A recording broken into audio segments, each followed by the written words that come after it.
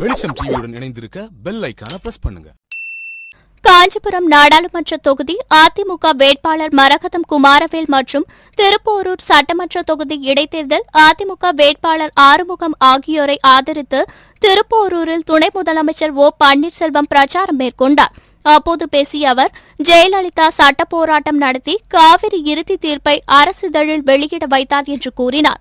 மேலும் வறுமை கோட்டு கீழ் உள்ள ஏழை எளிய மக்களுக்கு தரமான வீடுகள் கட்டித்தரப்படும் என்றும் இடைத்தேர்தல் திணிக்கப்பட்ட தேர்தல் என்றும் துணை முதலமைச்சர் ஓ பன்னீர்செல்வம் கூறினார். நம்முடைய செய்யூர் தொகுதியில் மட்டும் முதலமைச்சருடைய சூரிய செலுத்தக்கூடிய பசுமை வீடு திட்டத்தில் 2116 வீடுகள் 36 கோடி செலவில் கட்டிப்பிடிக்கப்பட்டிருக்கிறது. பல்வேறு திட்டங்களின் கீழ் ஊரக வளர்ச்சித்துறை மூலம் செய்யும் ஊரக உட்கட்டமைப்பு தாய் திட்டம் மற்றும் தன்னிறைவு திட்டத்தின் கீழ் 4816 பணிகள் ரூபாய் 191 கோடி ரூபாய் மதிப்பீட்டில்